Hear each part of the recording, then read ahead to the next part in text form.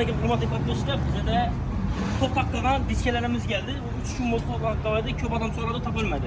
Karanavzda da Karmetal, Optra diske, taza gelen modelimiz, bir neseden diske bu 13'lükimiz. Teyimunda yine race diske, общем, çok ki duruşuna общем başka zakame. Teyimuna bir zakaz attıverdim bunu. Ek geldik pulundan beri koymadı. Bırak yine şu videonuzu gördüğümüzde gelmek siz mümkün. 14'lük koydu 14'lük.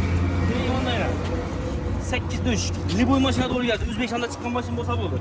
Keyin bu diskemizni, bu emblemanı uylanganlar biladi, uylanmaganlar bilmaydi. Ya Zaksdan getirgan vaqtda ish finalda turadi. Bu hepsini chotki diski. Keyin buna bu Cowen'i diskamiz bo'ladi-ku, buni o'zini klientlar biladi buni. Ortiqcha izoh shart emas, boshqasini bilmaymiz ham. Keyin buna Cobalt'ni Midnight diskasi, Yemanda 12'sini Redline diskasi. Sizlarni Xorazm hukumatida kutib qolamiz. Durturma yana eng zo'rlari chotkalar taklif etdi. Yemanda 5 tuşli inomarkalari 15lik. Buni ko'p odam topilmaydi, lekin biz ek keldik yana. Keyin endi bu diskamizni ko'ringlar, bu вообще chotki narsa. Buni 12 tush ekan bu.